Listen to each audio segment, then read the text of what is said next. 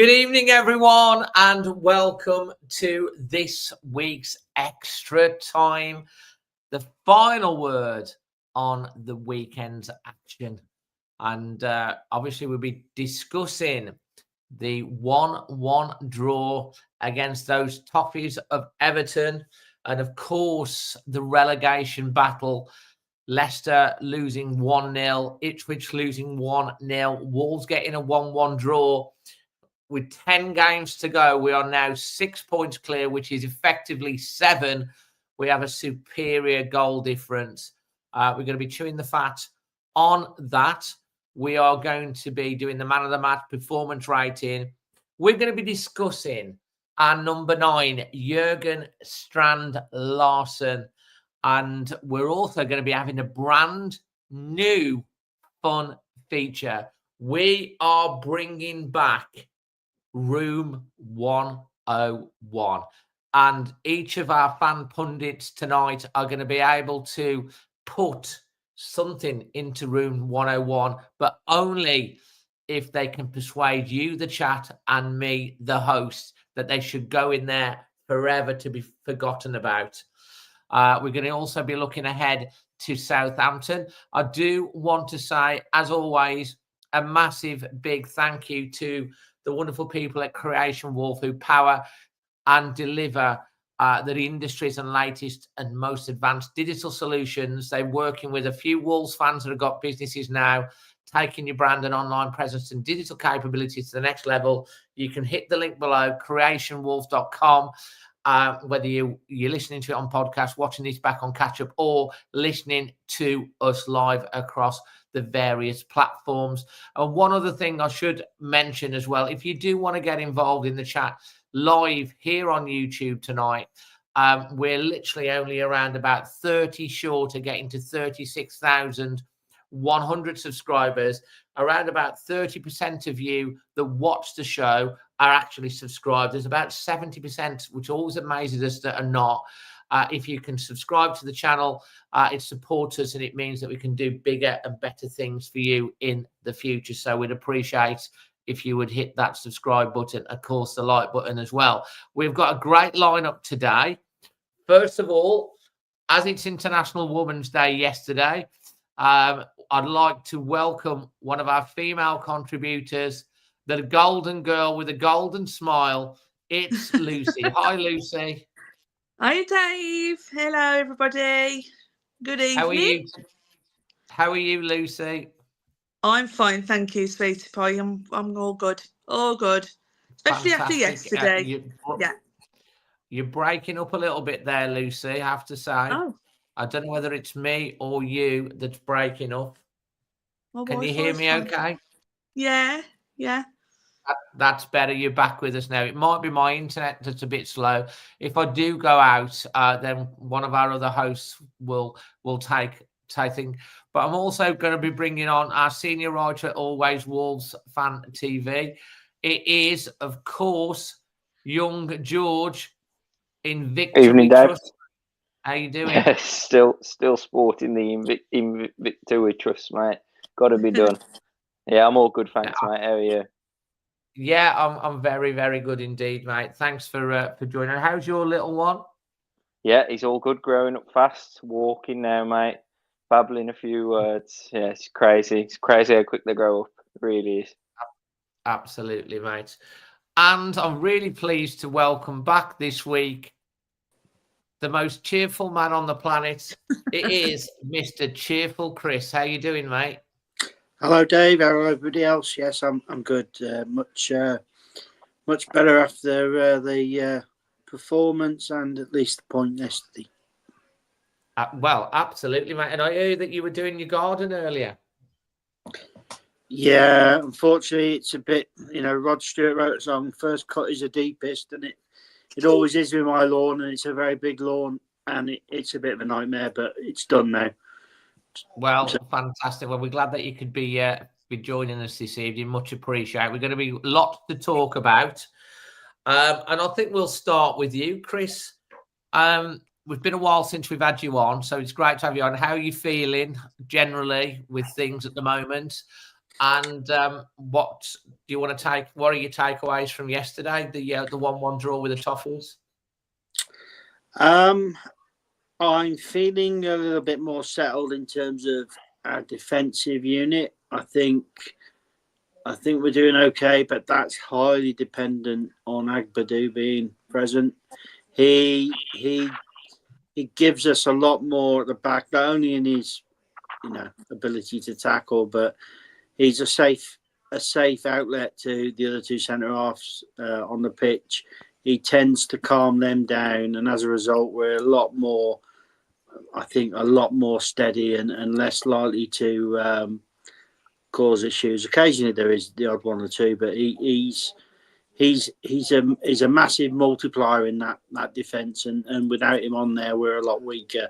And that's not just about the players coming in being not of the same standard. It's about, as I say, all of the confidence he gives the other players. So I'm quite infused by that, especially looking further forward into the future, getting Mosquera back with him and Totti. I think you struggle to find a better three. I think if you got them all fit and playing well, they'd be very, very, very good. So that's a major plus for me, and obviously we're seeing that in results, and it's nice to have a manager that understands the art of defending and tightening things up, because I went to watch Wolves play Everton at Everton, and it probably the biggest overload on the back post every time a cross came in. It was just and it was really pleasing to see us try a couple of little moves on the corners, set pieces where Agbadou was acting as a screen for Manetzi. He nearly scored. He tried it a couple of times. So it's good to see that. They're the sort of things I like to see, because it shows that they are applying themselves and trying to get on with it. So that was good. So yeah, feeling a lot more stable. I'm still a little bit concerned about the injury status of the players. Manetzi went off half time. It was an old injury, he said in the press conference. We've got to manage this now. This is the push to the end of the season. We've just got to try and nurse these guys, bandage them up, and get them back out as quickly as possible. But yeah, happy. Well, I've got to be honest, mate. I was really surprised when the press conference happened on Friday with the injury update, because there's a lot of players that were announced as available that we were all thinking potentially wouldn't be, including Doherty, to be honest. I wasn't expecting to see Agbadou until after the international break. So for him to be available and then start, but I agree with you. Actually, he looked a bit nervous when he first came. Obviously, coming across, it was a big deal, but he looks like a Rolls Royce at the back. And if you've got Totti, he just seems to be getting better and better and more, feeling like he's a Premier League defender. Yerson Mosquera, the future, if you get Bueno back for next season as well, we'll start to look like we've got a really strong back line, Chris.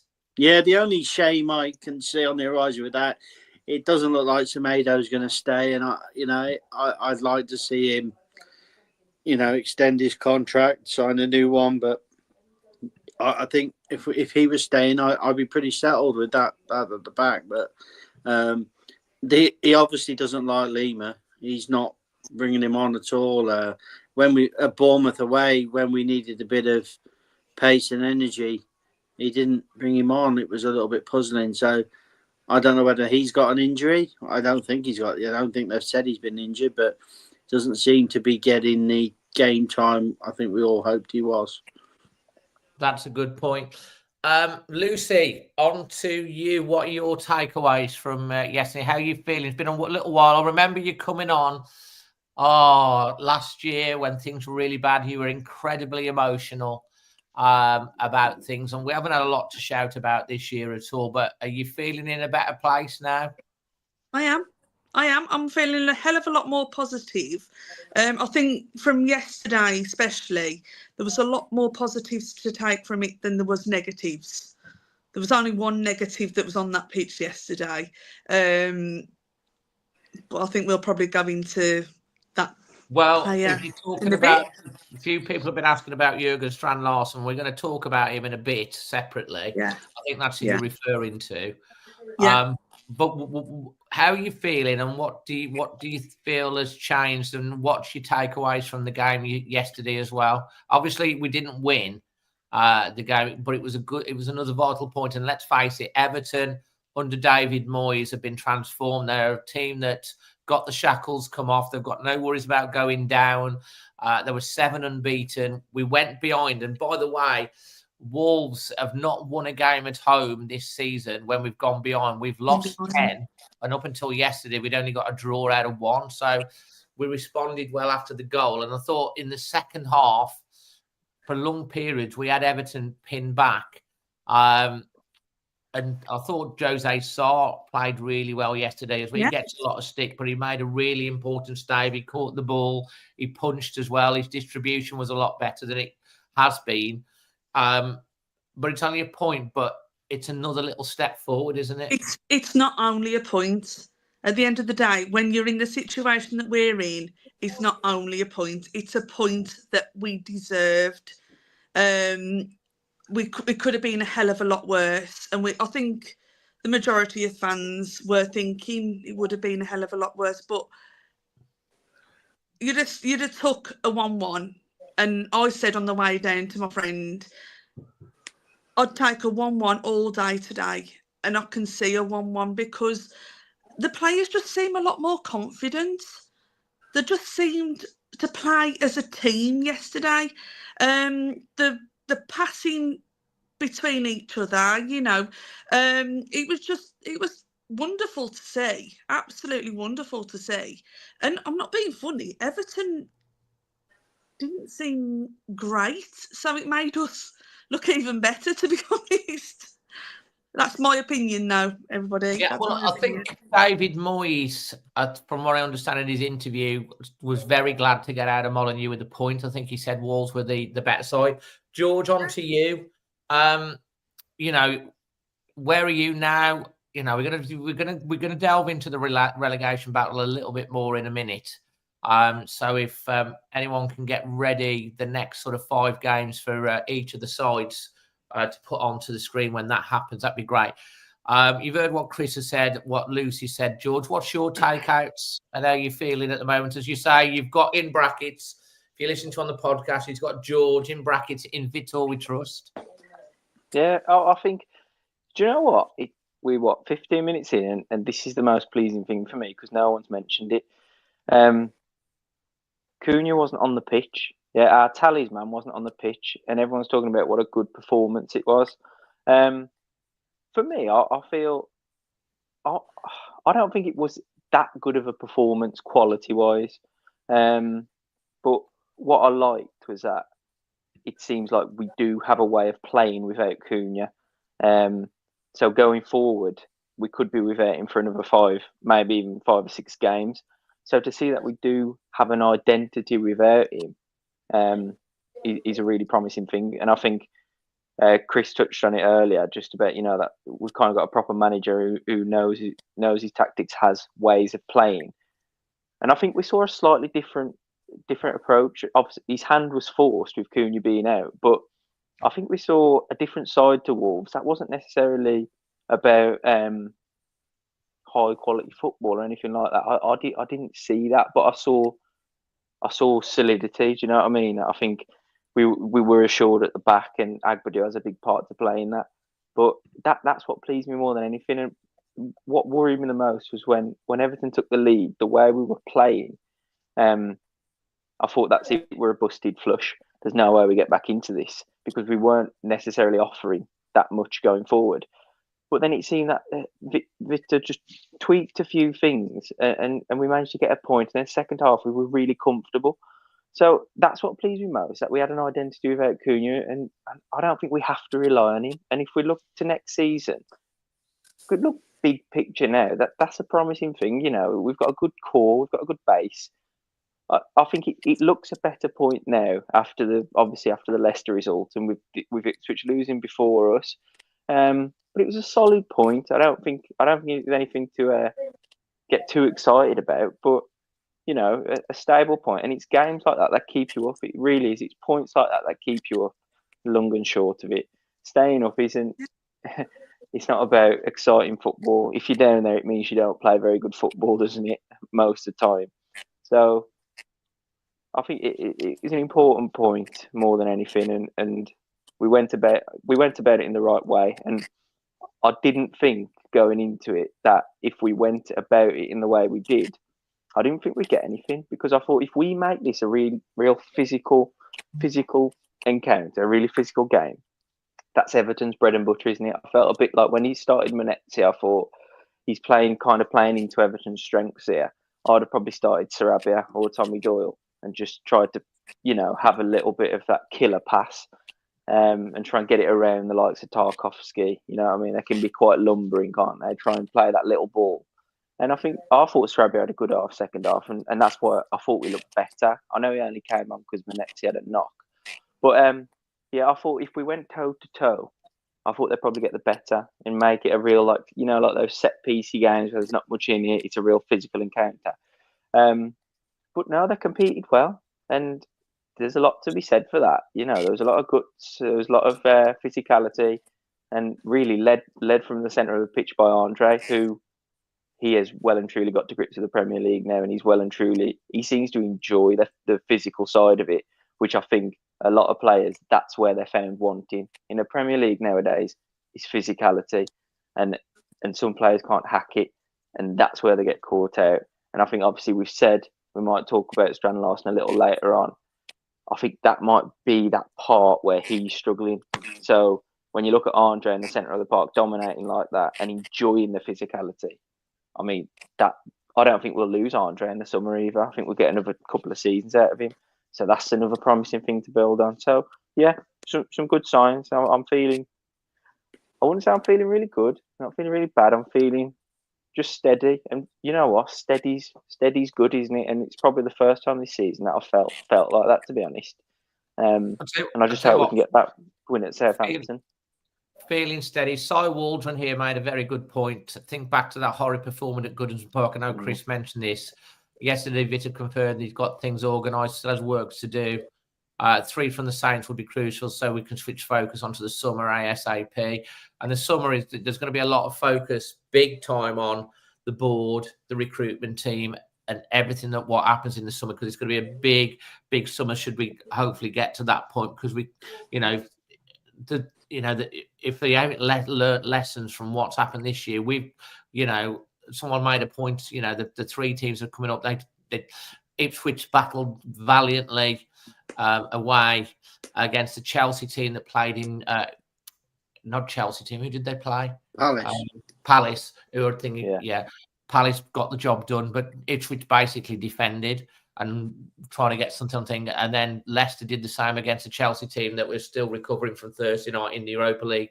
But they both fell to 1-0 defeat for defending. So, Dave, I think the difference between, if you look at those 2 Everton games, the difference is we've now got a manager whose first principle, I think, is to make sure that we're still in the game. Yeah, and that's what we did. And if you can stay within grasp or touch of somebody and score a goal, take a point, you're getting points. The other manager, who won't be named, didn't do that. He just had no plan. He went downhill, and we were never going to recover a game we weren't behind with him.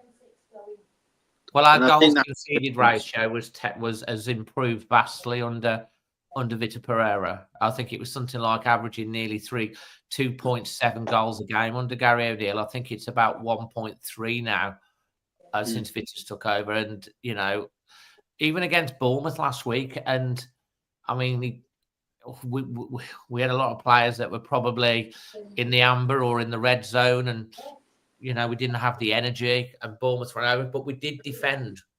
Still in the game. We were still in the game. We went to extra time, Dave. Yeah. That's a point in the Premier League, that is, isn't it? It's a point away to Bournemouth if that's a Premier League game. Yeah, and defensively, we do see. I mean, and against Bournemouth last week, they had something like 18 corners. Now, if that was under Gary O'Neill, that would have been probably equaled about 5 goals. 4 own goals. Yeah. Yeah. So, I mean, you know, plenty. They've definitely been working on all of this sort of stuff. I think Agbadu looks to me like a future captain. He was captain, I think, he looks like a leader that we haven't had at the back. And, you know, he just seems to read the game really, really well. He's strong as well. The other thing that's worth pointing out from yesterday, Lucy, how good was it to see Marshall Monetzi get his first goal for Wolves finally? You know, he should have been on about 10. He got a goal. Yeah, I was going to say he should have been a hell of a lot of ball by now, but I was so chuffed for him. He so deserves it, and he seems like such a lovely chap as well. So to see him get his goal and celebrate the way he did, it was lovely. It was great. I thought, go on, lad, you know, you've done it. You've done it. Bring on the rest now. Come on, we want more. And we ain't going to settle for just that one. Do you know what, Lucy? I know he came off at half-time with a knock. Apparently, we'll see how that pans out. But getting his first goal, it's kind of getting that monkey off his back, isn't it? You know, that sort of like weight that's down on him, you know. Yeah.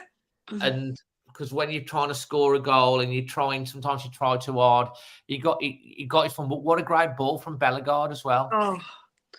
It was just sublime, wasn't it? Absolutely sublime. It was like a knife through butter, the way it just glided through the players. And then it was just perfect, the way he hit it. Oh my God. It was fantastic. It really, really was. Yeah, definitely put a smile on our face. Guys, when we come back in a second, we're going to be talking about our man of the match performance rating, moment of the day.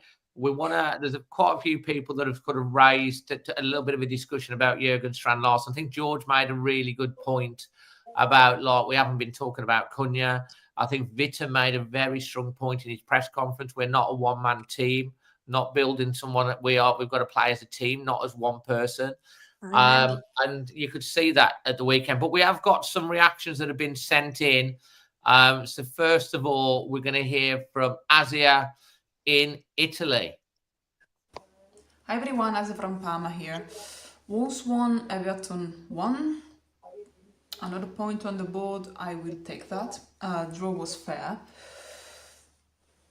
Definitely not the best game of the season. It was a decent match even without Cunha. The problem is that we can't rely on a single player, which is Cunha right now.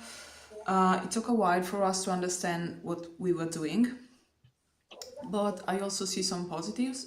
Wonderful saves from Sa, a couple of very, very difficult saves. Andre was on fire, literally. He's my man of the match, even though he didn't score, he didn't do the assists, he's definitely my man of the match. And we also saw a very nasty pass from Bellegarde that led into Monetzi's first Wolves goal. Class. That pass was class, literally. I don't know how many times I watched that on loop, you know. We all know we are still in danger. It's been a very difficult and bad season. We are not safe yet. We've been into the relegation zone for I don't know how many weeks, and I'm pretty sure this is how we will end the season in May. A lot of ups and downs this year, more downs than ups, and yeah, we're not going anywhere. We just need to stay in the Premier League. This is how this season is going, and so as we're not safe, let's hope for the 3 points next week in Southampton, against Southampton. So see you all there, guys. Bye. And now we've got some reaction from the other side of the world, Australia. Hi everyone, I'm Rob and this is Caroline. We're from Australia. Yeah, it's about 9 something in the morning and we've just watched Wolves and Everton live. We've watched a 1-1 draw.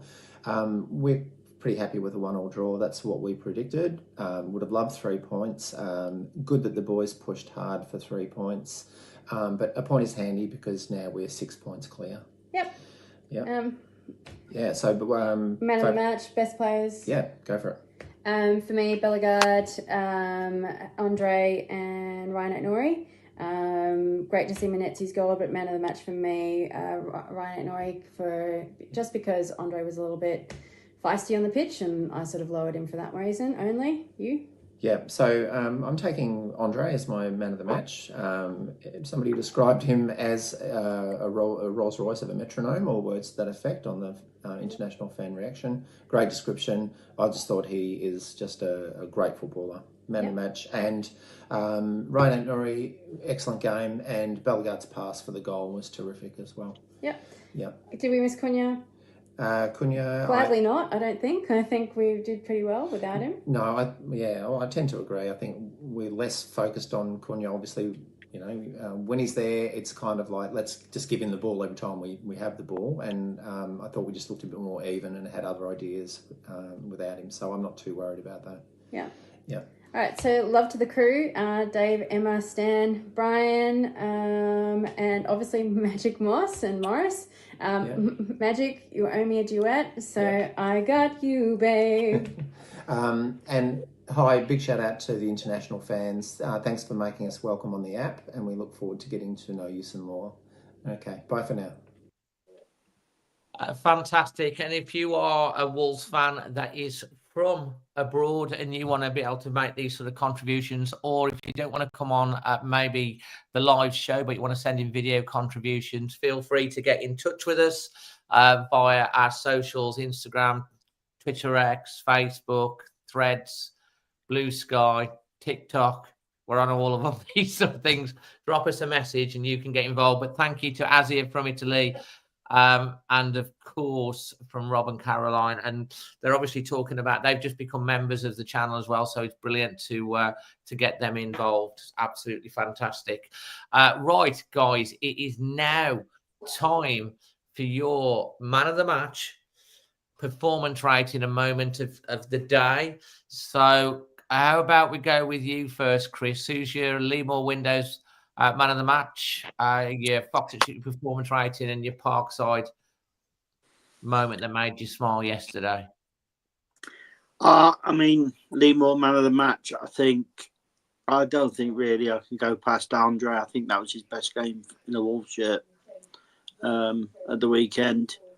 It was a very, very, very, very solid performance from him, albeit could have been undone by a bit of Brazilian temper again. Yeah. And that is something I said that actually. Yeah. When he went in, I went, there's that Brazilian flare up again. Yeah. And I suppose this is the, devil and an angel on your shoulder. If you have these players, you've got to be prepared that you've got these two characters there, and at some point you're going to see the one you don't want to see occasionally. So I think Andre, I'd probably be a bit hard on in terms of the rating, although I was happy. I couldn't go really above a 6.5. I think we did well to get back in the game. We didn't really have any bad mistakes defending, but actually from a creative perspective, we didn't really make Pickford make too many saves. The formation, the injuries that the team set up, unfortunately, made that probably all that we were going to get yesterday. But yeah, I didn't see anything that would take it higher than that. Moment of the day. Moment of the day probably was going and getting my peeless samosas from Manny, which he actually gave me a bumper stock of them. I had 2 bags of them, which was a bit of a surprise, but he did very well. He delivered he delivered for me, so I was very happy. Yeah, you have nagged him for 2 or 3 years to get them peerless samosas, But you have finally got them now. he's doing it now regularly. He's come up with the goods, so I've got to, I did promise to say, actually, because I was talking in the samosa group earlier, and I did promise to say, because obviously we had Manny on last week, we give a plug, and they managed to just by £2 get over £7,000 raised for Dementia UK, which is fantastic. And I believe from what you said, that's a record. So well done for everyone that's contributed to that as well. Brilliant sum, £7,000 raised. Lucy, same to you. Go with your man of the match first. Andre. There's Andre. no question. There's no question. Andre, he's just, his ability to win that ball back was absolutely second to none. Yeah, he's got a fiery temper, but he holds himself well with it, unlike Gunya, Well, he didn't he's good headbutt on the the ref, ball. so that was good. Sorry? He didn't headbutt the ref, so No, he didn't headbutt the ref. He got a bit close, but no, he didn't headbutt him. He's good on the ball. He's good off the ball. He was just fantastic yesterday. Absolutely nailed it yesterday. So definitely Andre. And your moment of the day? My moment of the day was getting a massive hug off Manny. I saw him and ran up to him and gave him a big hug. Bless him. He looked absolutely shattered. Yeah, but it was lovely seeing him, and so pleased that they've raised so much because they work so blooming hard. And he's all congrats go to his family because they do such a wonderful job.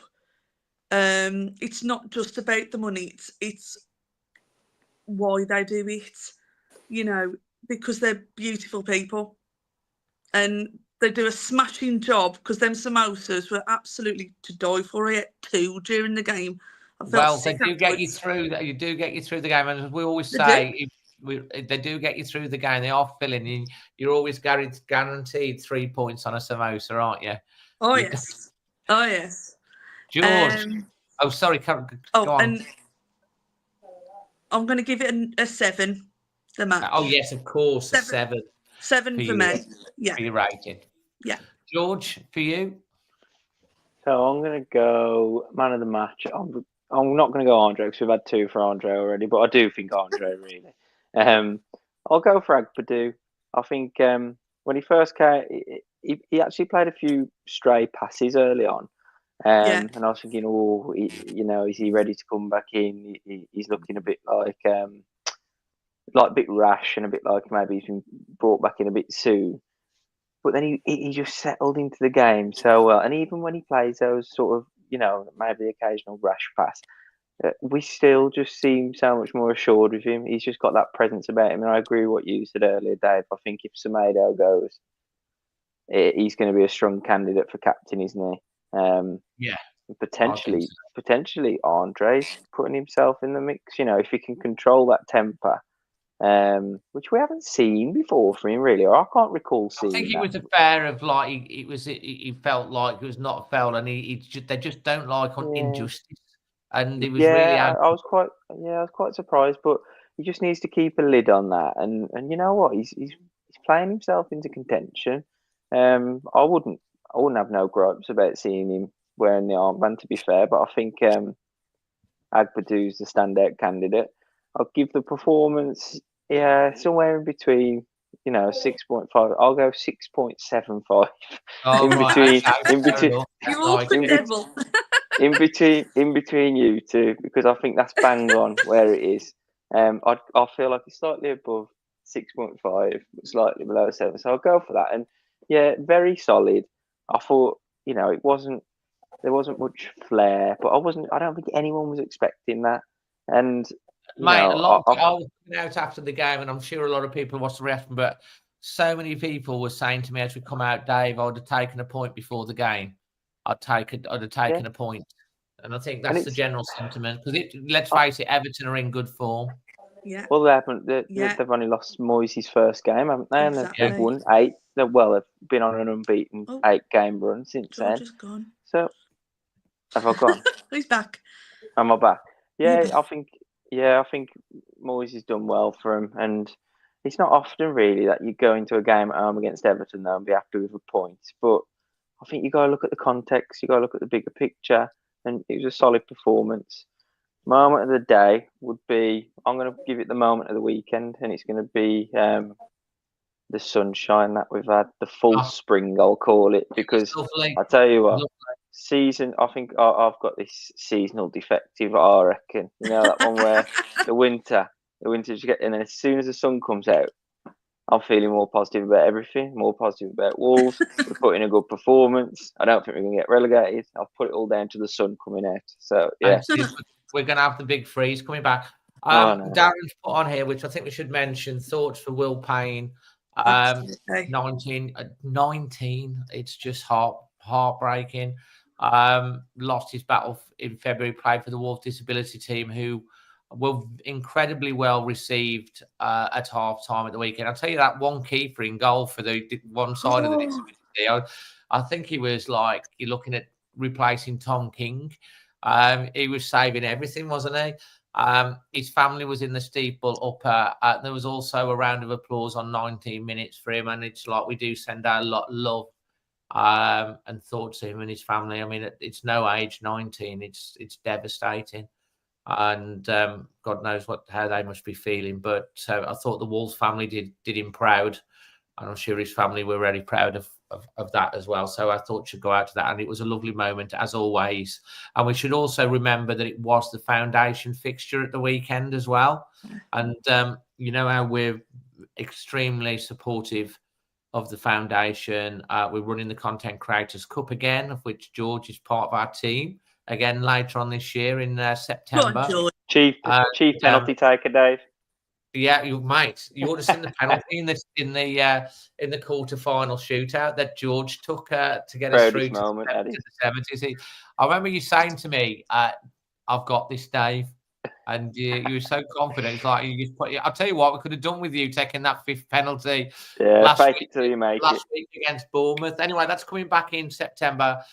We are starting to look for sponsors for that. So if you've got a company that would like to sponsor that, it all goes towards raising for the foundation. Please get in touch with us. You can get in touch via the socials or on admin@alwayswolves.co.uk. Some great points raised there. And what we need to go on to another subject now, because it has been brought up by a few people. And if you've got general questions for Chris, Lucy, or George, please save them for the last segment, because you can ask your questions. But I want to get your take, because a lot of people talking about Jorgen Strand-Larsen. Is he good enough? Some people saying he's good enough for the Championship. He gets knocked off the ball. Chris, I'll go with you first. What he has scored 7 goals. He seemed to score the hard ones. He did have a shot from a narrow angle saved. Is he getting unjustly criticised in your opinion, or is it fair, or is it a bit like Cunha when he first came? It's taken him a while to settle in, or we're not playing to his strengths? What's your take? I don't think it's for me to say whether it's just or unjust, because it's all a matter of opinions, isn't it, really? But, I mean, what I would say is, at the start of the season, he was scoring goals. I don't think he's fit. No. He's not moving around the pitch in the ways that he probably was early on in the season. He hasn't got what disappointed me. Look, I was crying out for him to put Wang on, and it's not because he's a bad player. It's because at the moment, I don't think he's fit and he's not in good form. And when you're beaten to a ball played up to you from Agbadou by James Tarkowski, and James Tarkowski's come 4 yards behind you and got the ball and turned it over to their winger who then scores. That was for the first goal again, yeah. Because you're not doing your job, turned Dave. it over, and then they had the overlap, didn't they? You're not doing your job, and unfortunately, I don't care if he doesn't score goals, Dave. As long as we can play the ball up to him, it sticks with him. He brings other players into play, and people can move. But at the moment, he's not even doing that. So it's difficult for him. I don't want to knock him too much because first season he's adapting to the Premier League. Do I think he's going to be a top striker? I mean, I haven't got a crystal ball. I can't really tell, but he certainly put some good goals away. And that goal he scored, I think was at Spurs, was it? Away? Yeah, I mean that's the hardest one of the lot. To be honest, he puts that away and then can't score. But I think at the moment, I don't think he's fit enough to play at the rate he should do. So he's conserving himself, and he's lasting 70 minutes, and this is the problem. Absolutely, Lucy. What's your take? Where are you with Jorgen?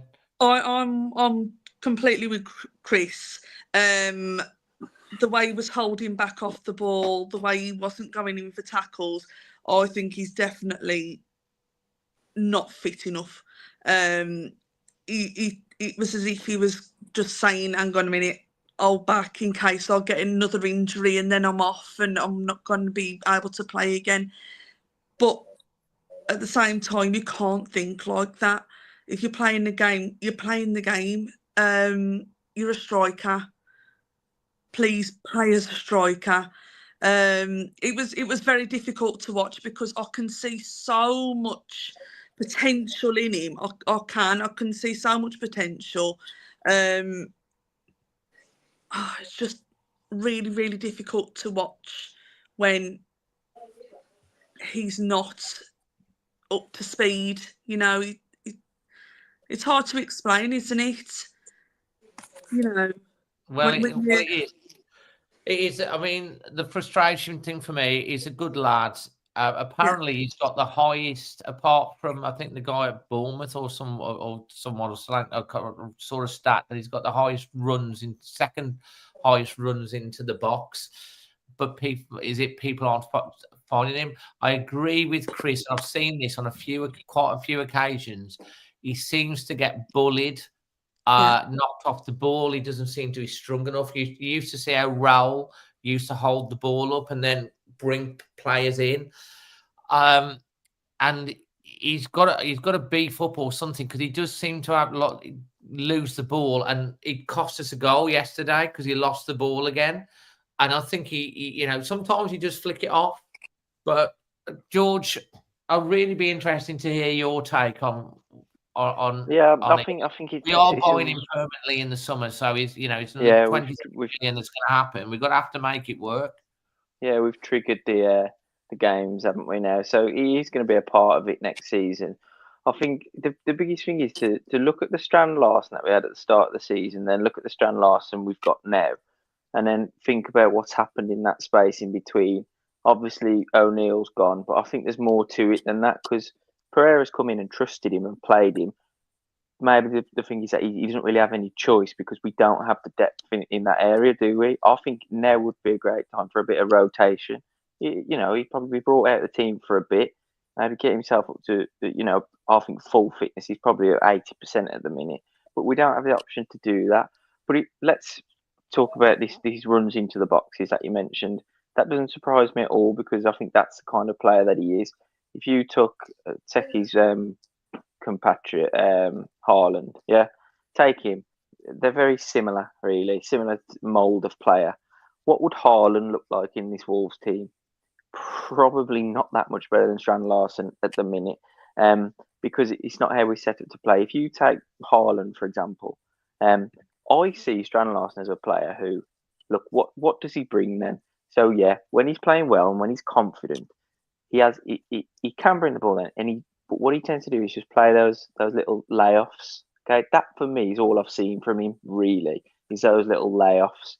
He's not going to do what Raul did: take the ball down, turn, run at the defender. Raul could do both. Okay, he could turn, run at the defender, or lay it off.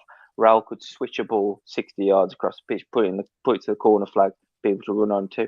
I don't think Strand-Larsen has any of that, which is why I think he's getting the criticism, because he really is quite one-dimensional in that respect.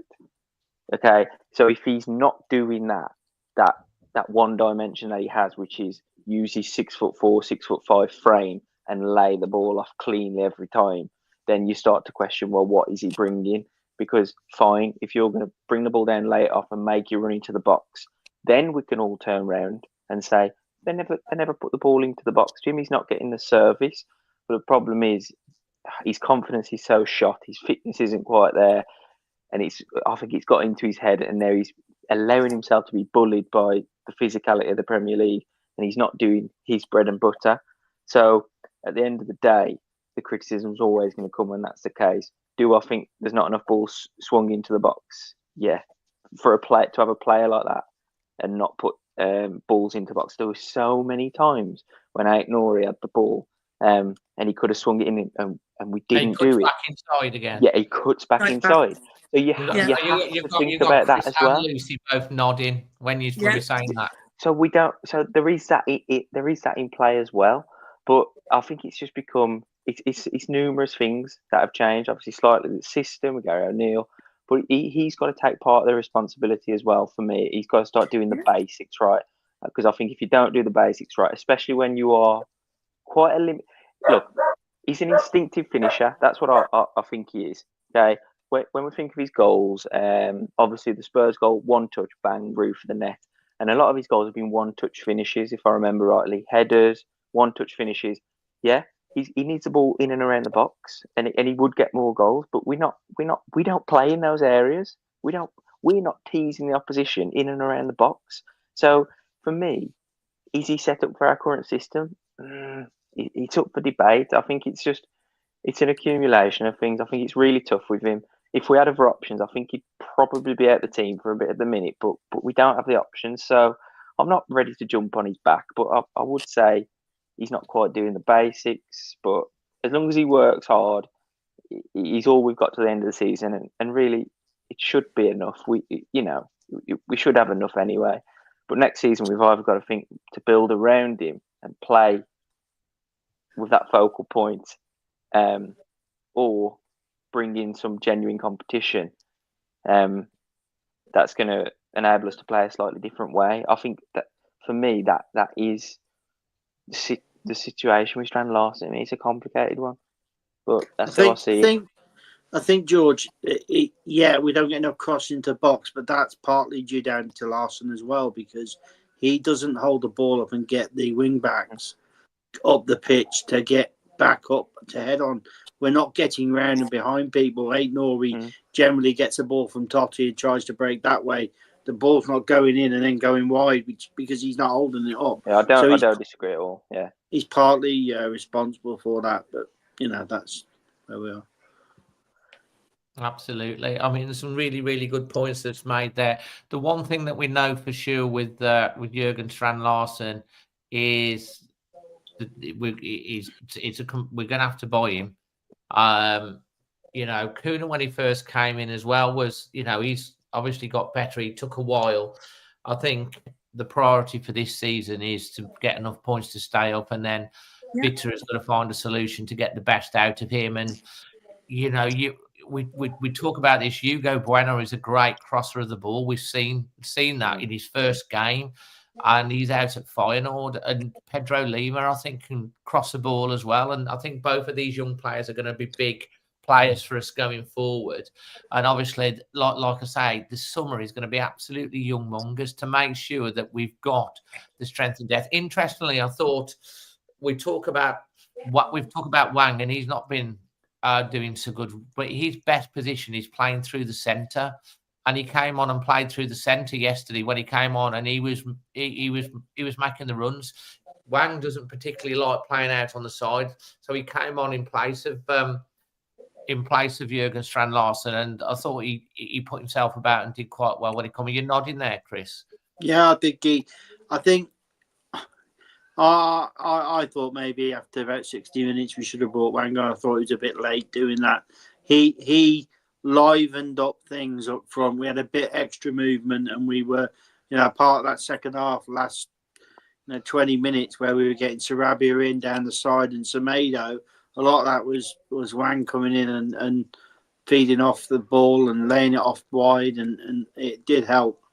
I mean, you've got to have different types of strikers. When it doesn't work with one sort, you've got to have you've got another option. So we've just got to try and make the best with these guys that we've got now. Absolutely. Well, we're going to be moving on now to the relegation battle. So, Carl, if you're listening, if you could put up in the chat the next 5 or 6 games for each team.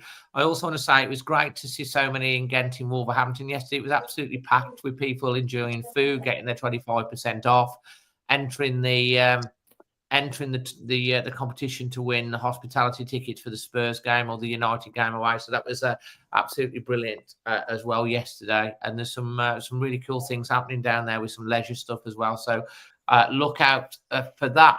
Right then, relegation battle.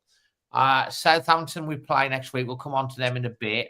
I think we can all agree that, even if they'd have to win something like 9 games out the ridiculous amount of games, probably maybe 8 games out of 10 to stay up. So they're gone. Ipswich and Southampton. So here are the next pictures for Wolves that Carl's put up.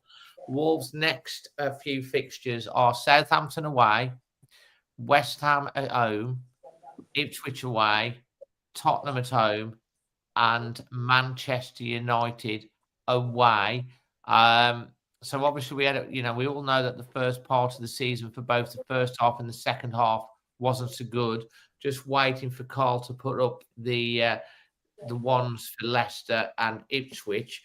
But Lucy, first of all, how are you feeling about the run-in and those next few games? How many points do you think we can pick up out of those next few games there that you can see on the screen, Lucy? Do you know what? I think we could take all of them, apart from West Ham.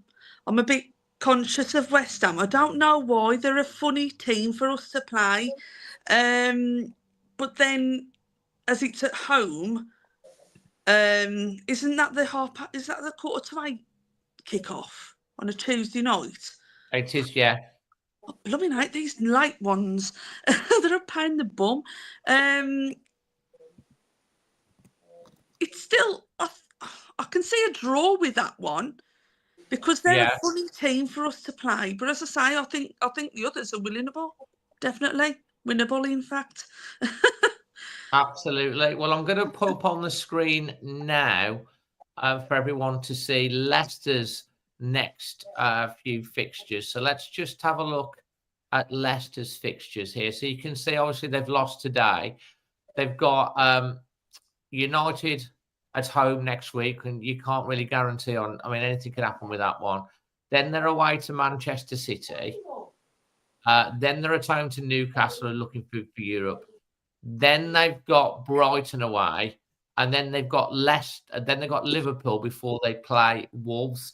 Chris, what do you make of that run? Because that looks a really tough run for Leicester. Can you make a case for how many points they're going to get out of that? I could make a case that they won't get any points out of that. Man City's the one that worries me because they seem to be all over the shop at the moment, but I can't see them getting anything in those other games. Brighton are playing well. Newcastle, I think, are pushing for, to get up the top, and obviously Liverpool. That could be the sum up the league game by then. Absolutely. And I'm going to put on the screen now for you to analyse, George. I'm going to put on the Ipswich's run here for you. So let's just have a look at that, George. What do you make of this? They've got Forest at home next week. Then they've got Bournemouth away, who are going so well. Obviously, then a big game for them, which they'll be really targeting at home to Wolves. Then they're away to Chelsea. Then they're at home to Arsenal. Newcastle following that. What's your thoughts on that sort of next run for them? Forest, Bournemouth, Wolves, Chelsea, Arsenal, Newcastle. Yeah, well, I think looking at Leicester's fixtures, Ipswich, I think Leicester are really going to struggle to pick up anything, like Chris said. So I think Ipswich are the team that we should be looking to stay ahead of. I think Leicester are pretty close to gone. I look at those fixtures from Ipswich, and I'd say the thing that not worries me as such now, but I do still see some fight in Ipswich. Looking at some of those fixtures, I guess the game against us is the big one. I'd be quite content to go there and take a point, if I'm being honest, and keep that gap as we've it just is. got to stop. Yeah. We've just got to stop them getting a point. Both Southampton and Leicester, that we just don't let them win. Yeah, and if you look at our fixtures, I'd say anywhere from 5 to 7 points. I could see us drawing 3 of those, maybe nicking 1 win. To be honest, I think I'm now in the mindset this season of let's just get what we need and get out there. I think 5 points out of that would be enough. Well, to be honest, get what we need and run for the hills. Run for the hills and rebuild in the summer. Massive rebuild. I feel quite confident that will be all right. But I do think we'll probably only get 5 or 6 points out of it. But fine, this season, fine. Stay ahead of it. If we get 5 or 6 points, or say if we get 6 points out the next 5 or 6 games, that means that both Ipswich and Leicester have to basically get 8 points to go past us at this point. Well, it'll put us on, 29 points, wouldn't it? That'll put us on 29 points. They're on 17. You're asking Ipswich to win 4 games, and they've won 3 games all season. Well, I actually think they need to win 5. If we get another 6 points, which would give us 13, technically they'd need 7. They'd need 14 points to go past us, which is effectively 5 games to which win. Is basically almost the amount of points they've picked up all season, Max. They're on 17 points. So we're getting to the point now where we just got to keep our heads, plod along, pick up the points, and look. We're looking in a very good position in what has been a very bad season. But I will just say this: despite how bad Ipswich and Leicester and obviously Southampton have been, let's not forget that when Pereira walked in, we was 5 points off safety, and now here we are sitting here looking at going into April. Potentially, if we beat Southampton, which come on, we've got every chance of beating Southampton. I know we're quite limited with our expectations at the minute, but we've got every chance of going there and winning, really. So we could be going into April 9 points clear. What would it be? Yeah, 9 points clear. That's a serious possibility now. And if you take everything else away and look at that, that's some turnaround, because when he came in, we looked rotten. So, you know what? Fair play to him, because he hasn't been an easy job, and he's nearly there. I think if we were to beat Southampton, and it's a big if, because they'll be thinking, oh, this is a chance here, because I mean they beat Ipswich at Ipswich, didn't they? And Southampton will be thinking, well, we can Wolves, but I think this Vitor Pereira team and this team will really believe that they can go there and get the job done next week against Southampton. I agree. And if we were to get the job done and get 3 points next week, and Ipswich and Leicester fail to win or draw, and you're going into after the international break 8 or 9 points with 9 games to go and a better goal difference, it would take some run from Ipswich and Leicester. And I know Leicester did it a few years ago. I think they won, they were going down and won sort of like 8 out of the last 10 games, Chris, or something, to stay up. And then the year after, it's happened. I mean, what I would say, Dave, is we're in a good position. I'd rather be in this position than where Ipswich and Leicester are. We've got to neutralise those games against Southampton and Ipswich, and even Leicester. If at worst we draw all 3 of those games, they haven't got the points they need. But conversely, Southampton and Ipswich will be looking at the game against us, thinking this is our opportunity to get 3 points. Especially so we've got to try and it's a not lose game. Ipswich game. I think Southampton know they're going. They're going, so they can fray with the freedom of they know they're going. Let's see if we can take these down with us. And the Ipswich game, there's no doubt about it. We're going to go to Portman Road. That is going to be a cauldron. That is going to be an absolute cauldron, because they will know if they do not win that game, they're relegated. So their fans are going to, and that's going to be a massive, massive test when we play Ipswich. Because if we can come out of that not losing, like you say, and keep the status quo and chalk a game off, or even better, win that game, they're gone.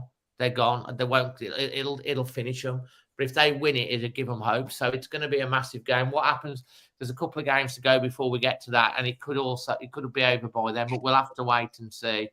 But let's face it: if you were an Ipswich or a Leicester fan, you would swap places with us right now. You really would. Dave. I'll just add as well, just quickly. We were talking about, if we were to go 9 points clear, or even being 6 points clear now, if we just maintain that gap. You talked about Ipswich having to win 3 or 4 games. Yeah, that's true, but they also have to win 3 or 4 games, and that has to be reliant on us completely capitulating and losing the last 8 games. Now, I feel confident enough to say I don't see that. No matter what happens in terms of injuries or suspensions, I don't see that happening under Pereira. I could see it very well happening under O'Neill, but I can't see that happening under Pereira. I'd see us, even if things got really bad with injuries and suspensions, I'd see us picking up 2 or 3 draws and getting another 3 or 4 points on the board. So there you go. They've got to win 2 more games on top of that. So that relies on us losing all games as well. And I don't see it under Pereira. I think we've always looked relatively steady. He had that one blip where we lost a few, but it was tough fixtures, lost the 3, but then we came back from that. And we always seem to look capable of chalking something up and bouncing back from bad results. We don't look to me a team who are going to go and lose the last 10, and that's that's reliant on as well. So I think we're steady. Like I said earlier, we're more stable. So I think we'll just slowly chalk them up, and the sooner we do get the wins under the belt, the sooner we can start rebuilding for next season, which is what it's all about now, isn't it?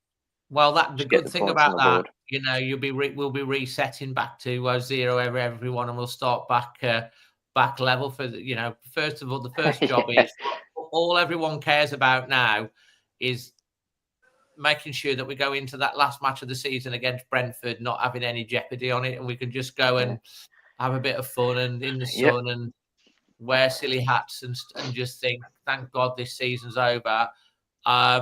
But then the focus will then seriously turn to, the powers that be to deliver properly. We'll go back to bottom of the league on our alphabetical, mate.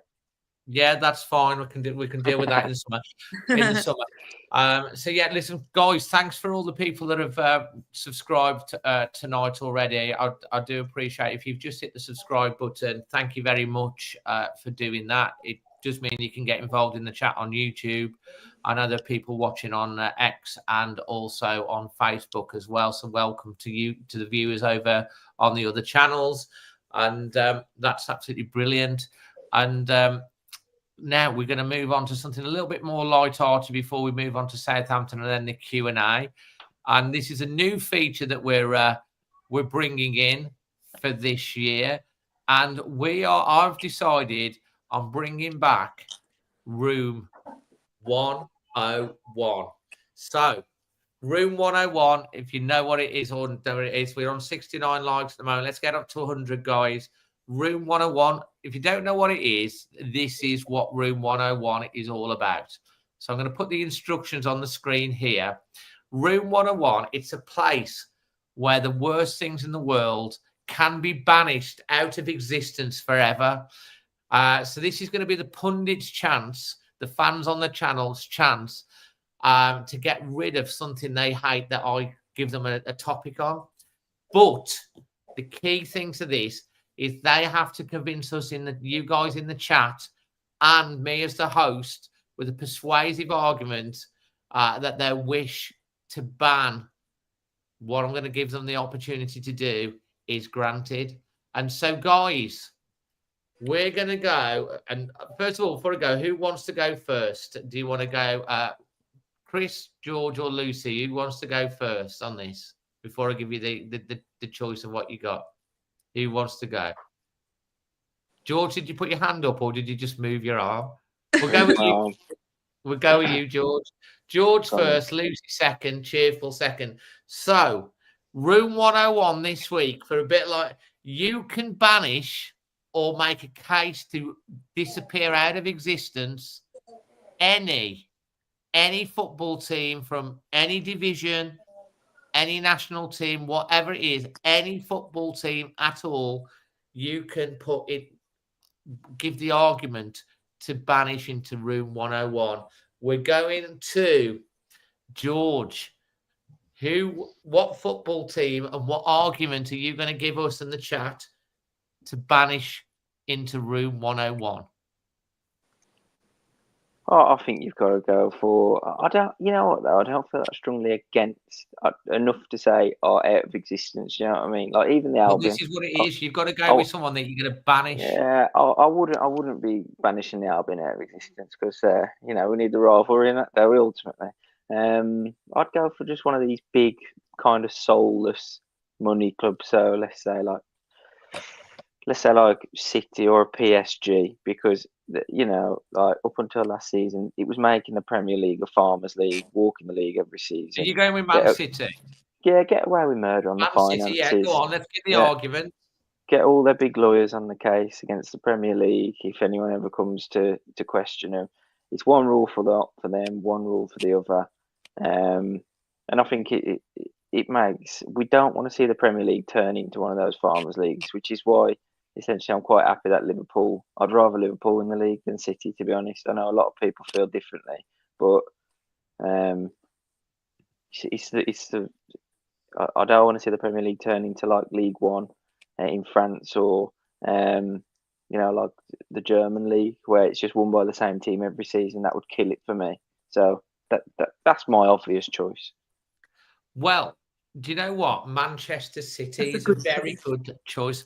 I don't have anything against particularly Man City fans because you know they you know what have you, but I think I'm going to let you have this one with Manchester City because of the 115 charges against them. The fact that, you know, they managed to come in and get round the system without the PSR and all of that sort of jazz. And they've got the lawyers and they've got Saudi behind them and all of that sort of stuff. So do you know what, George? I'm going to figuratively, it should be a sort of a light blue colour, but we're going to put Manchester City into Room 101. Brian in Southampton says he thinks you agree. So we're going to go with Manchester City have disappeared into the nether. So they can't win the league, and then maybe they will disappear into Room 101 when they, you know, they should be disappearing into non-league or something like that. We'll see. Maybe they will. Lucy, over to you, perhaps. What football team would you like to argue to go into Room 101? It's a tough one for me because they're only down the road, but I think Villa. I'll tell you what, whoever you're nominating are trying to get to you with your internet. You're frozen like a Cheshire cat. I am. I'm still here. Are you there? Yeah. Yeah, go on. We can hear you again. Yeah. I'm still here. Villa. You're going with Aston Villa. I'm going with Villa because I hate the away day. The fans, when we go, they're just vile, literally. But on a personal level as well. My son's dad, when he was tiny, he used to take me to go and watch the Villa, and he used to make me wear a Villa top. But unbeknownst to him, I used to have my earbuds in, like my things in, listening to the Wolves match. So who gave you the Villa top? Made you wear a Villa top? My son's dad. Right. Well, listen, Lucy, I've listened to your arguments on Aston Villa. I've listened to your argument on Aston Villa, but I'm not going to put Aston Villa into room 101. They're a Midlands club. It's good to have the Midlands derby. They're doing great. Fair enough. They're not our major rivals, but I do enjoy the Villa fans when they come to the Molineux, no matter how well they're doing, always thinking, I know we're going to lose. And that particularly happens. And I like that. So, but I'll tell you who I am going to put into room 101. Your son's dad for making you wear that Villa top. Is that fair enough? We go with that. Absolutely, yes. Put him in, definitely. So we put in Lucy's son's dad for making her wear a Villa top into room 101. So now we're going to go over to Chief Chris. Now I'm going to be really intrigued to see who he's going to nominate and what his argument is, because he's had a bit of time to think about this. And I've got a funny feeling it might be someone from the Bundesliga, but I'm going to wait and see. This is going to be quite long, Dave, unfortunately. Mate, bring it on. I can't wait. I would say Liverpool. Oh, okay. Okay. On the account, as a very young lad living in Germany, I went to watch a UEFA Cup final on a campsite with a load of Germans, and 25 minutes into the match, the Germans asked us to leave. We were the only two English people there. And that was when they played Juventus in the Heysel Stadium. Right. I was ashamed and embarrassed, and as a result, I've never, ever forgiven Liverpool and can't stand them. But they're not what I'm going to put in room 101. Okay, it was a good argument because I was being tempted for. There's a few reasons why Liverpool could go in, but you're not going to Liverpool, so they're getting a pass this time. So you're very close with the German thing, but no cigar.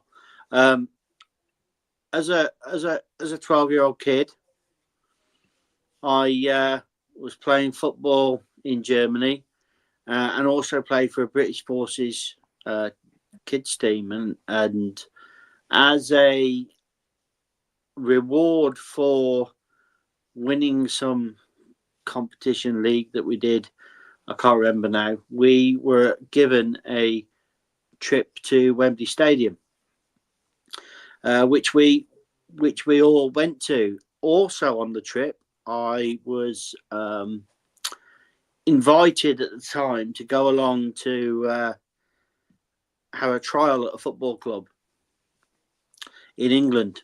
They wanted me to. Well, they're coming on to this now. I don't think I've heard this story, Chris. No, you haven't. I don't really tell people about it. So I made the journey.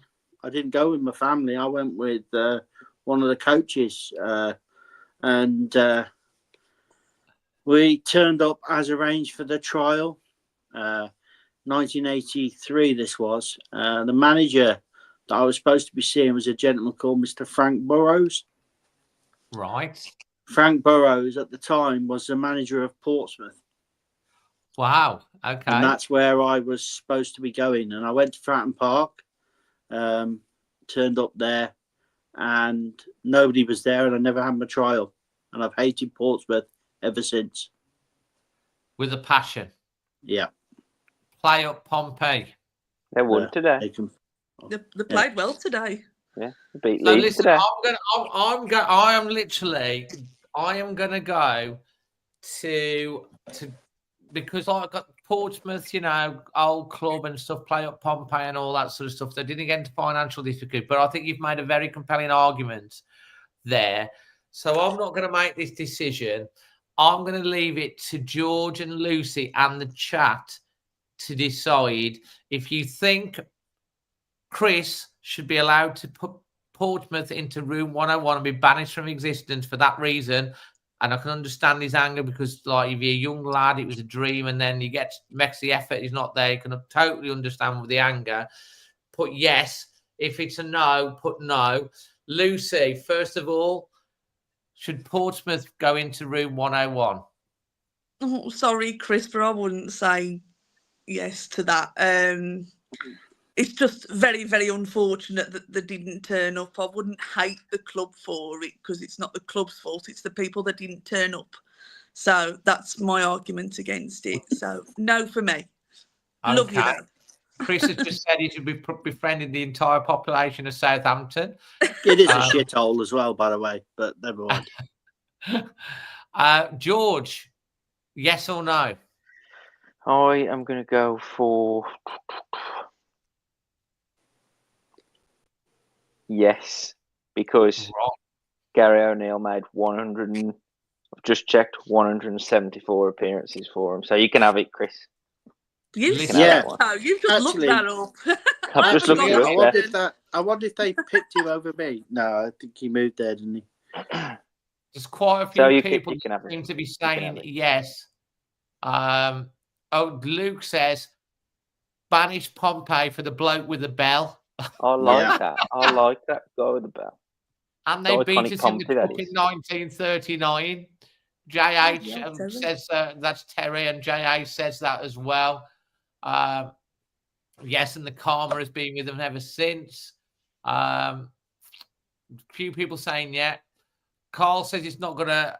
He's got a very good friend at Portsmouth. That might be another good reason to put them in. So yeah, Sandwich Wolf says yes, he won a horrible ground for away fans. Pompous picked us to the league title in 49 and also the FA Cup final. So yes. Kasabian goes George, brilliant for that one. Someone else has got a bad memory of this is when Steve Clara scored and abused the Wolves fans. Jamie O'Hara also played for. There's a lot of reasons coming out here. So do you know what? Oh yeah, Harry Redknapp. There's another one there. So do you know what?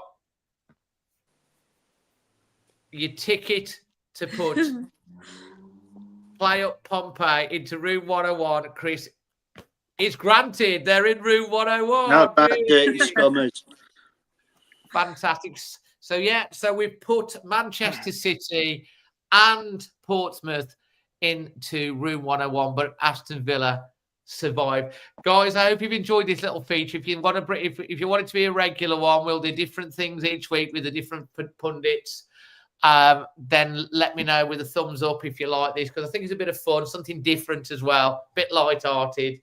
And then you also get to I think to be honest, it was a bit of a split between you and George for that, but the chat come out with some really good other reasons, and they persuaded me to put it in. Yeah, so Carl says, yeah, bring it back. It sounds like the Masked Singer, take it off, take it, but bring it back.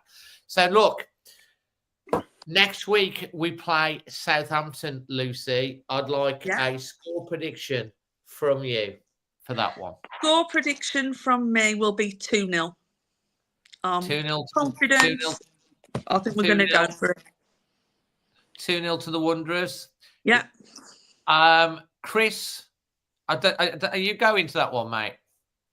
No, I'm going to my caravan next weekend. You're going to caravan. Fair enough. We'll be watching it. What's your score prediction?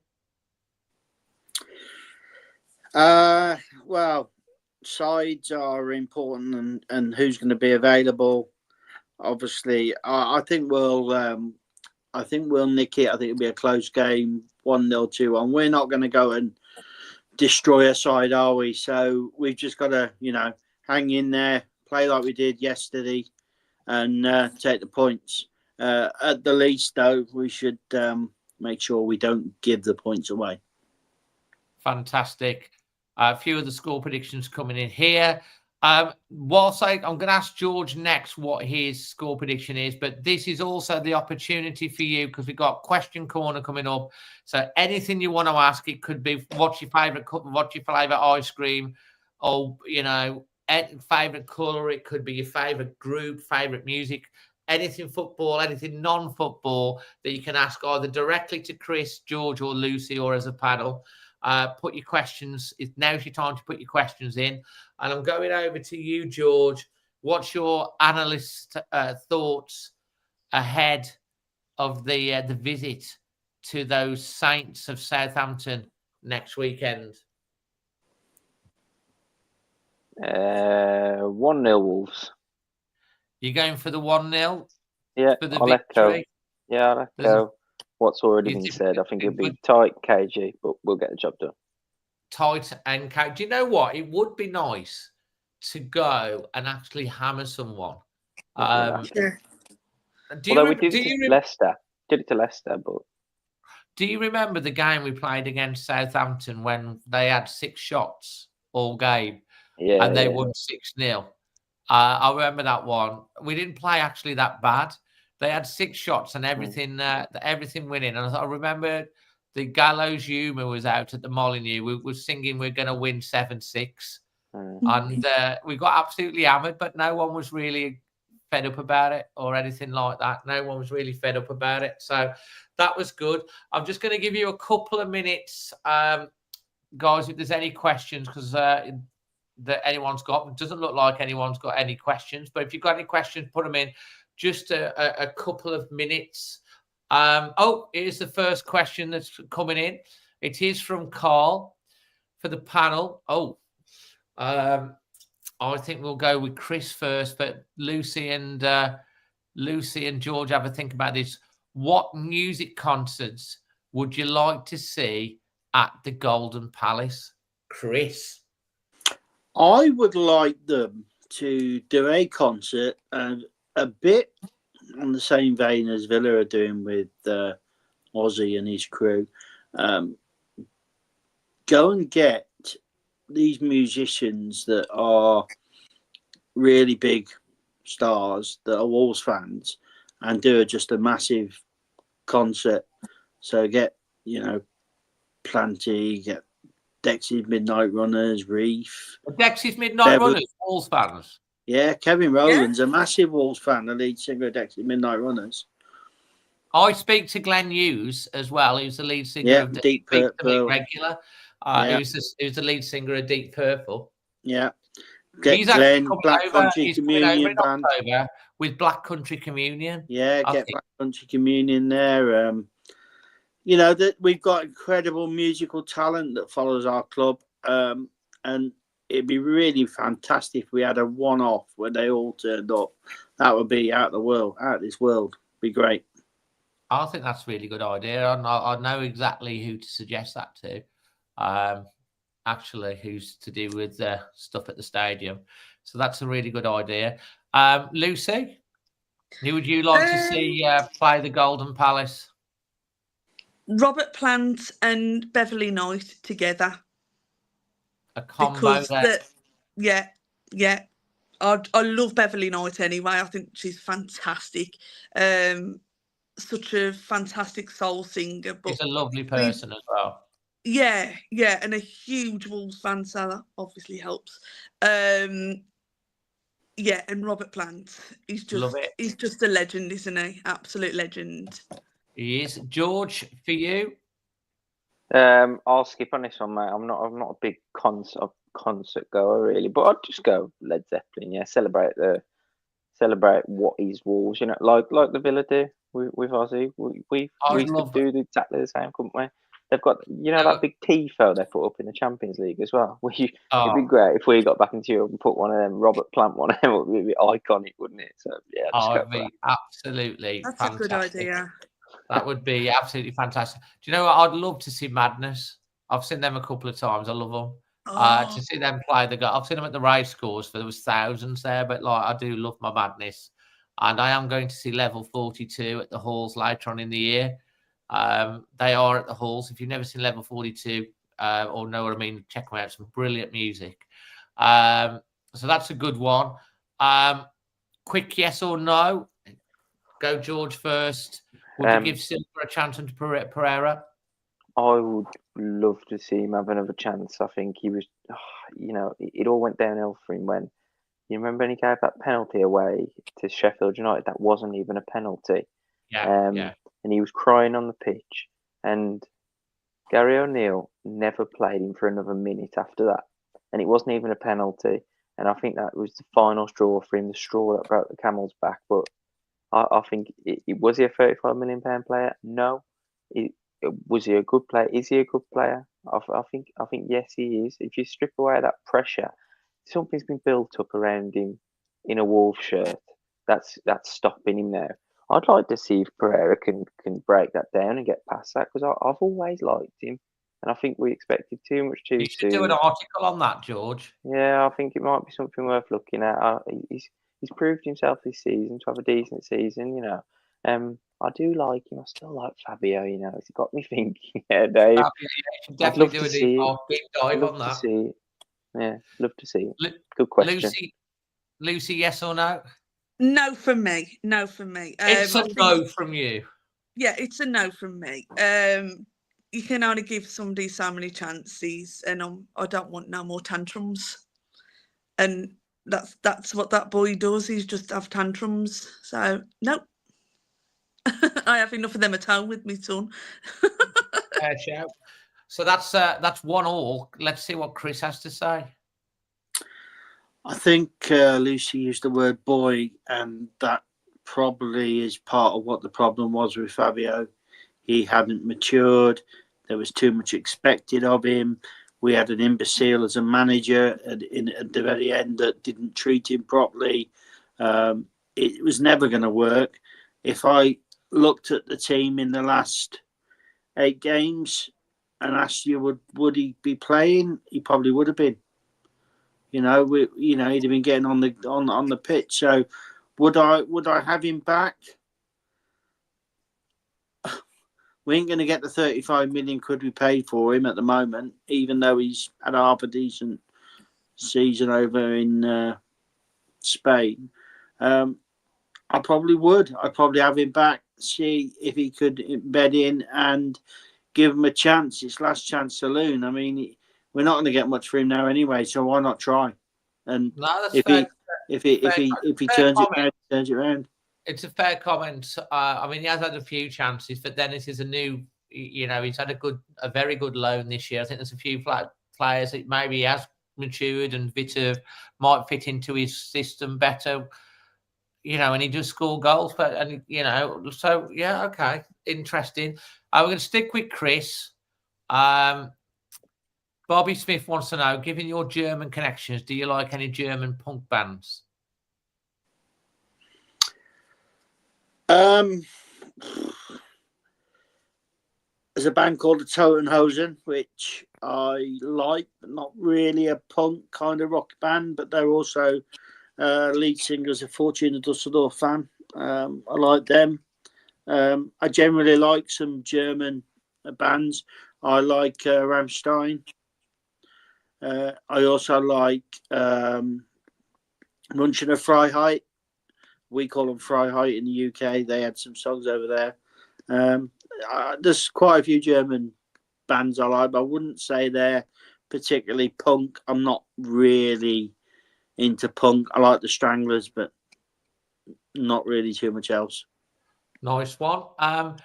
For George, this one we're going to pass yours, Matthew, because we've done a bit on the drinks. He was asking about indie rock bands, but we're going to go to George.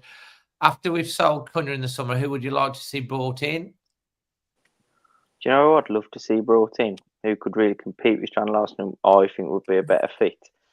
Liam Delap. Liam Delap, yeah. I'd love to see him in a Wolves shirt. I think he's physical. Well, he won't be an Ipswich season. He's on loan, isn't he, at the moment? No, I think he's permanent. I think he's permanent. Yeah. I'd love to see us bring him in. I think he's just moving in the right direction. Great player. I think when they played us at Molineux, he bullied our. I mean, we weren't playing well at the time, obviously, but he bullied our centre. I just love his physicality. I think he's a real good centre forward. I'd love to see him in a Wolves shirt. Yeah, Delap. Let's go for it. Delap, good shout. Lucy and Chris, Tammy Abraham's been linked with Wolves. Would you take him, Lucy? First of all. Don't know enough about him. I haven't seen him enough to comment, unfortunately. So I'll have to leave that with Chris. Chris? Yeah, all day long. All day long. Yeah, that's fair enough. I'm just looking down here. There was one about duck-sized horses, mate. I liked that one. Try and see if you can find that one. Would you rather be chased by 100 ducks? Something like. Would you rather be chased by? I just saw it pop up. Would you rather be chased by? Oh yeah, Josh Woodbury. Here we go. Would you rather be chased Josh. by 100-sized ducks or 100 duck-sized horses? Go on, I've been George. thinking about this. Yeah, I've been thinking about this now. I was thinking a horse, a duck-sized horse, would be quite powerful, like a little dog. So if you imagine like 100 little dogs, if they was quite vicious coming at you, you'd think I could just kick them away. But little dogs can be quite strong, so they could like swamp you. Whereas one horse-sized duck, like, it's basically like an ostrich, then, isn't it? Really, I'd rather have one horse-sized duck coming after me, yeah, because they got quite weak necks as well, haven't they? So I guess if you was to get a good grip on the neck, you could, and then that's it, it's over. Whereas 100 horse-sized ducks, Mate, the no. fact that you've answered that so seriously is brilliant. Yeah, I was thinking about it. You've been thinking about it. Lucy, Yeah, have you got any answer. thoughts on that?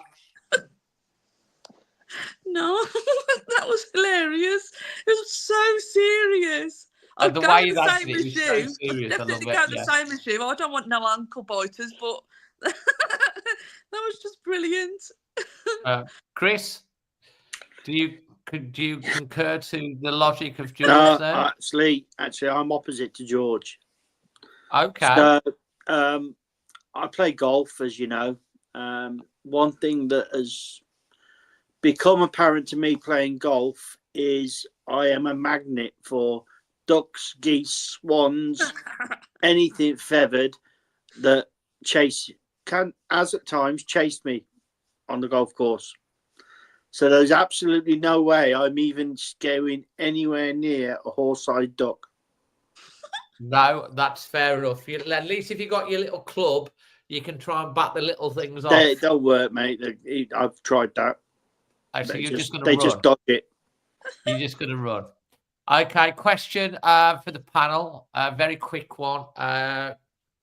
Lucy first. Who's the best player you've seen live? Oh, I'm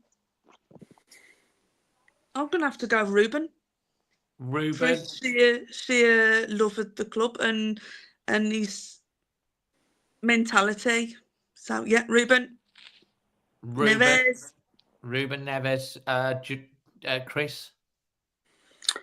It's a toss-up between Marco van Basten, Ruud Gullit, Frank Rijkaard and Ronald Koeman. Who unfortunately I watched destroy England in Dusseldorf in the Euros. They were amazing. Probably Van Basten. Nice shout. Good shout. George? Yeah, I'll go for an opposition player. Then I'll go for Kevin De Bruyne.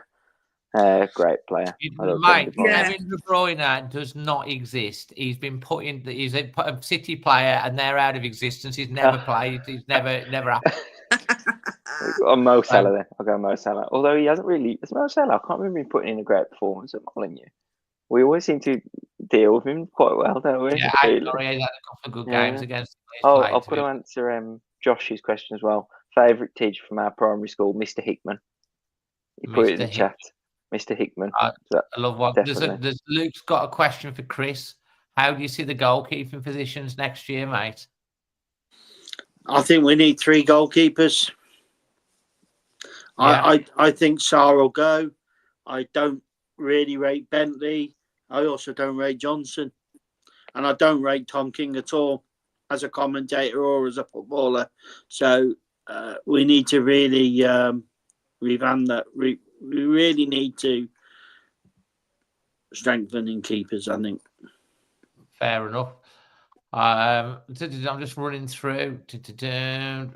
We've got to 86 likes, so come on, everyone. There's loads of you watching. Hit that like button. Dave, yeah. Could I just make a comment, Chick? Sorry. Can I just say congratulations to my nephew today who got man of the match at his football today. Fantastic. He's really, really coming along. So well done, Alfie. And I just want to say hello to Arthur, who I met at the Cleveland Arms the other night. We went to meet the ex-players, Stevie Froggatt and Ned Kelly. And he was a lovely, lovely chap. So I just said I'd give him a shout out. So sorry to stop you, but No, absolutely. You've just done it. You've just done it. A question from North Street. George, go first on this. And do you think Jeff Shee will be replaced in the summer? No, I don't think he will. Whether he should or not, he might get some support in and around him, but I think even that's unlikely. Sadly, I think there's a strong chance that once we're out the woods, it might just be back to square one. I hope it's not. I think the best we can hope for is some support around him to help him with the football side. I think that's our best case, but I don't think he will. Okay. Next question.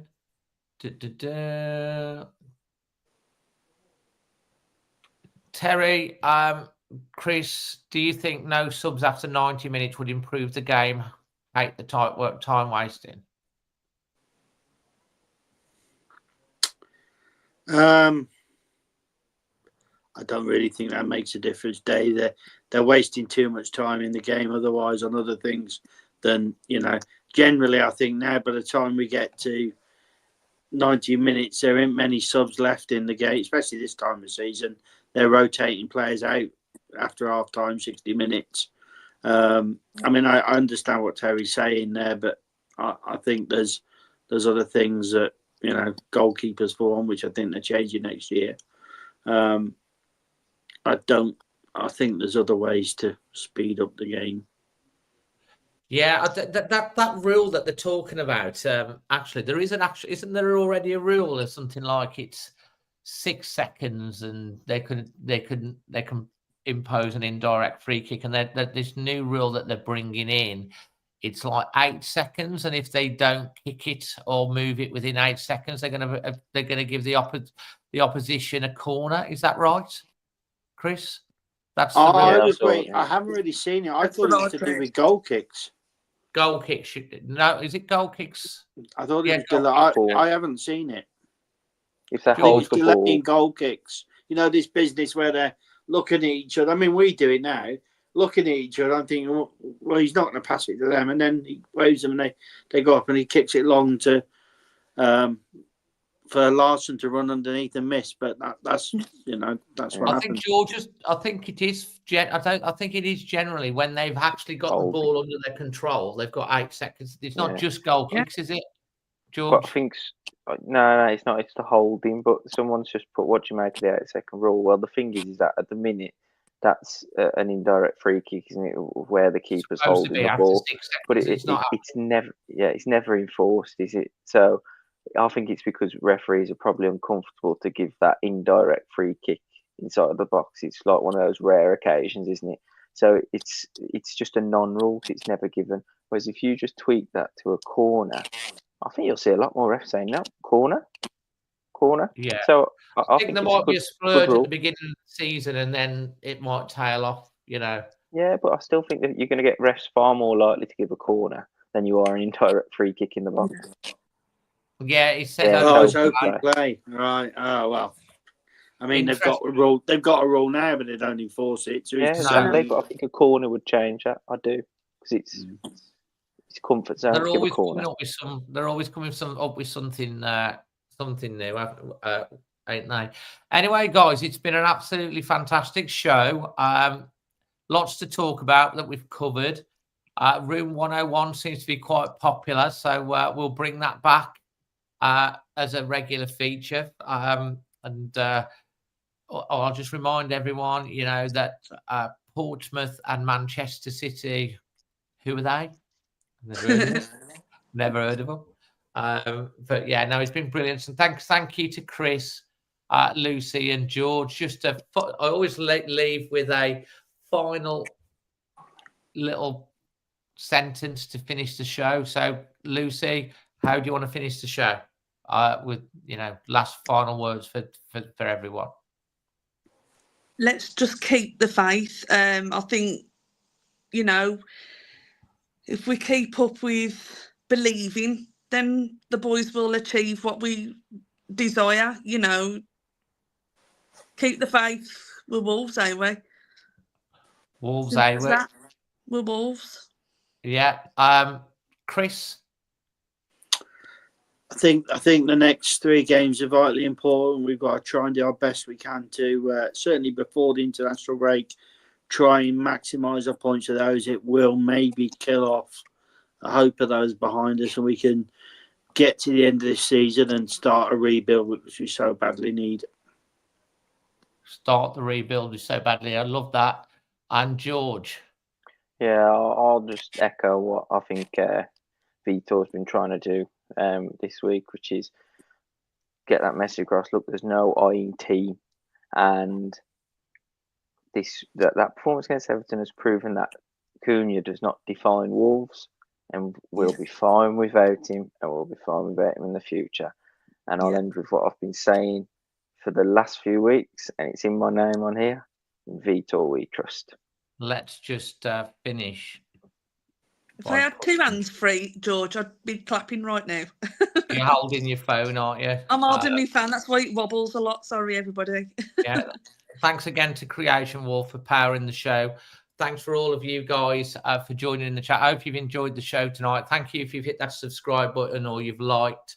I know we usually get thousands of views on this. A load of you watch it. A load of you watch it back on catch up.